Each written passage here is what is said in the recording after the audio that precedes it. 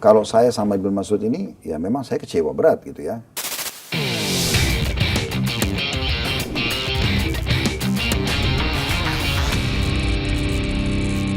Sudah berapa kali pertemuan secara langsung dengan Ibnu Mas'ud di awal-awal? Kalau saya pokoknya saya pertama kali ketemu waktu itu, saya ketemu sekali, seingat saya baru ketemu sekali, seingat saya. Mungkin maksimal mungkin 2 kali, tapi saya tahunya 1 kali saya ketemu. Karena setelah saya ketemu, saya orangnya kalau bekerja, ya udah ini poinnya 1, 2, 3, 4, 5 penawarannya. Masuk akal, oke, jalan. Bagi saya begitu. Nah, posisi saya kan sebagai ketua. Selain ketua asosiasi, saya juga sebagai travel. Saya berpikir kalau asosiasi, udah ini oke, masuk akal, diskusikan, jalan. Sehingga saya tinggal tahu ACC saja, oke kita jalan. Di travel juga sama, sebagai owner, saya berpikir kalau ini menjanjikan, ini benar, legal, jalan. Jadi nggak lama-lama, supaya berjalan semua, jadi bisnisnya bisa berjalan gitu ya. Nah seperti itu yang saya pahami secara manajemen.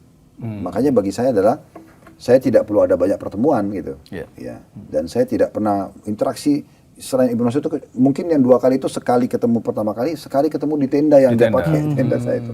Itu pun hanya, saya tidak mau lagi interaksi setelah itu. Gitu.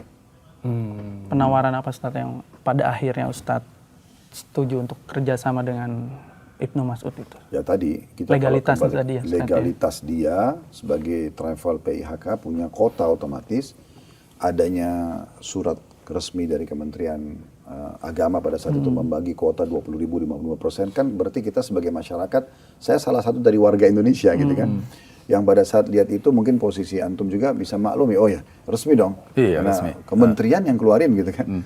Nah udah, dan saya juga dijanjikan maktab otomatis, maktab VIP untuk jemaah servis sebagai travel yang pasti menjanjikan, kenapa enggak? Saya tidak punya alasan menolak pada saat itu. Saya nggak menemukan alasan untuk menolak, secara bisnis tidak ada alasan menolak. Karena semuanya resmi dan semuanya menjanjikan. Kami pun punya kemampuan dan jemaah juga setuju untuk pindah. Selesai gitu. Nah, sepengetahuan Ustadz di Asosiasi Travel Mutiara Haji tadi, apakah Ibnu Mas'ud ini juga mendatangi beberapa travel yang di bawah naungan itu? Yang setahu saya saya tidak tahu kalau secara individu ya. Menawarkan mungkin? Ya, saya tidak tahu secara individu, tapi dia menawarkan untuk asosiasi. Karena kan kalau asosiasi itu langsung. Ada banyak anggotanya otomatis gitu ya, karena di bawah asosiasi itu kan ada puluhan travel. Puluhan Kalau dia satu-satu mungkin akan banyak memakan waktu. Tapi saya tidak tahu, Allah alam. Yang saya tahu, akhirnya di asosiasi kami itu ada konsorsium haji. Semua ikut PT Muhibah. Semuanya ya itu ya? Ikut PT Muhibah. Daftarnya juga ada di sini. Nanti kita bisa tayangkan juga ya nanti ya. Ada daftar-daftarnya juga di sini. PT Muhibah. Oke. Nah kemudian Ustadz, tadi kan tentu merasa kecewa ketika di akad di awal harusnya di Maktab 111, kemudian 115. pindah ke 115 gitu. Apa kemudian yang Ustadz yakinkan kepada jamaah begitu? Ya pertama saya sampaikan ini keputusan memang dari sepihak, bukan dari kami gitu ya. Walaupun kadang-kadang ada beberapa jamaah yang bercanda sama saya, karena kami dari Maktab 111 kalau mau pergi jamarat kan lewat 111 tuh. Sambil lewat, Ustadz itu maktab kita ya. Nah, saya jadi nggak enak juga, saya bilang ya Bapak Ibu sekalian sabar gitu kan. Yang penting alhamdulillah kita bisa haji, dan apa yang kami janjikan Bapak Ibu kan sudah terpenuhi. Kompensasinya sudah kami kembalikan. Maktab juga tetap bersama saya, haji bersama saya. Dan selain daripada kemah ini, hotel, bus, semua itu sudah sama. Persis yang kami janjikan, tidak ada sama sekali yang luput gitu. Sehingga tidak ada sesuatu yang perlu membuat mungkin jemaah itu kecewa atau apa, karena kita sudah penuhi gitu. Kita coba minta maaf kalaupun ada, kita kembalikan haknya atau kita berikan kompensasinya. Dan memang prosesi pelaksanaan haji sudah sempurna, alhamdulillah berjalan semua. Apa yang kami janjikan lah, dari kami masuk tanggal 8 hari tarwiyah itu kan sunnah hukumnya ya. Sama tanggal 13 juga sunnah. Kami sempurnakan dari tanggal 8 sampai tanggal 13 semuanya gitu.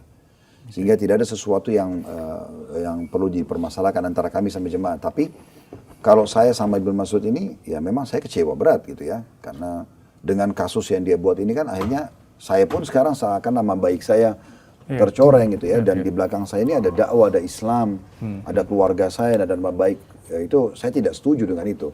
Karena seakan-akan dia melempar bola ini. Dia tahu, kalau saya lihat ini sebenarnya dia tahu mungkin ini ya. Ini kuota nggak benar. Terbukti kenapa dia kembalikan uang ke kami gitu kan. Kalau dia tahu kenapa dari awal dia bisnis itu. Kenapa dia harus masuk ke ranah itu? Setelah itu pengembalian uang ini kan berbahaya sekali.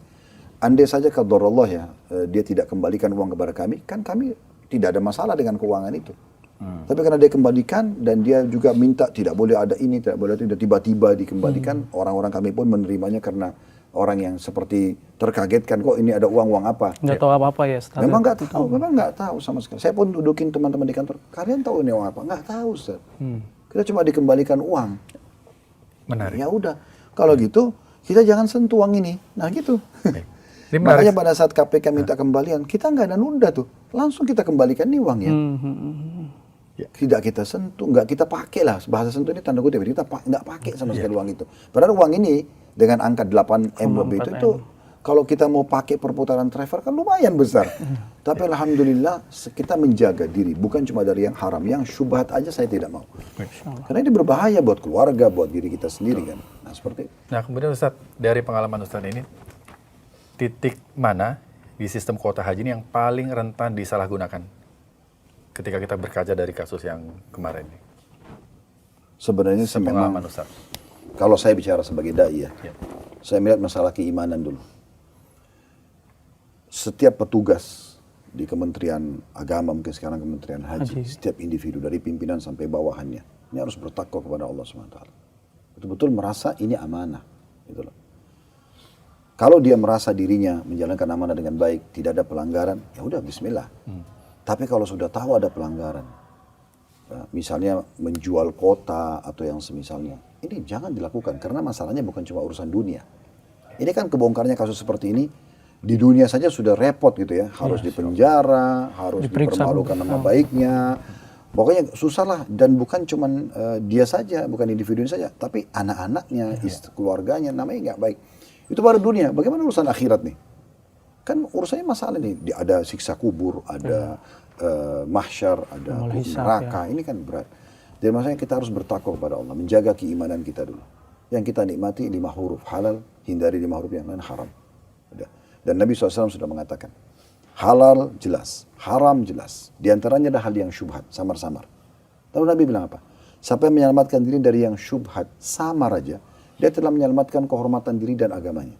Dan siapa yang jerumuskan diri pada yang syubhat, masih belum tahu nih boleh atau tidak, maka dia jerumuskan dirinya pada yang haram. Berarti opsinya halal atau haram saja, syubhat masuk ke haram.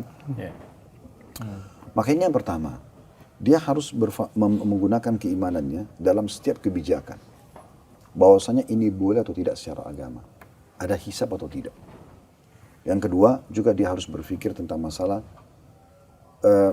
ada hak orang lain. Bagaimana kalau dia, misal ya, berangkatin orang haji, padahal itu haknya orang lain. Berarti kan orang lain jadi tertunda. Apakah dia akan selamat nanti dari tuntutan orang ini di hari kiamat? Di dunia mungkin dia bisa selamat, tapi di akhirat belum tentu. Mungkin orang yang tadinya punya jatah berangkat tahun itu meninggal. Dia tadinya yang harus tawaf, dia harus sa'i, dia yang harus di Arafah, dia meninggal. Karena dipakai jatahnya dia. Dia tahu tidak tahu kan tetap aja ini masalah. Kalau dia sudah tahu dia maafkan, alhamdulillah. Tapi kalau tidak kan masalah. Jadi memang dia harus tahu ini ada hak orang lain. Kita harus berlaku adil pada semua orang. Sama masyarakat Indonesia, sama muslim. Kalau kita bicara haji, lingkupnya muslim. Itu tuh berlaku dalam semua dini kehidupannya. Tapi ini salah satunya. Sehingga cobalah kita lebih memahami juga tentang kondisi dan keadaan orang lain. Nabi SAW mengatakan tentang muslim, khairun nasi anfa'um linnas. Ya, manusia yang paling baik dari kalangan muslim adalah yang paling bermanfaat bagi manusia yang lain. Di antara manfaatnya adalah kita memberikan haknya. Bahkan kadang-kadang kita mengalah untuk orang lain itu bagian dari syariat gitu kan. Ini bukan mengambil hak orang lain. Sehingga harus kita pikirkan kesian antrian panjang. Mungkin sentuhan dari sisi itulah. Ya mungkin ada hak orang lain, ada segala macam. Selain daripada itu juga dikhawatirkan. Ini kalau poin yang ketiga, ada income yang haram. Itu kan bahaya sekali, kata Nabi SAW, lahmun nabata min suhtin an-naru awla bihi. Daging yang tumbuh atas dari harta haram maka neraka lebih pantas baginya. Ini semua berhubungan dengan masalah hal-hal seperti ini harus didahulukan lah. Nah selain daripada itu juga ya, kalau yang saya tahu secara teori selama ini, sehebat apapun kita menyembunyikan sebuah kesalahan, kita mengemasnya, kita menggunakan strategi, Allah punya cara.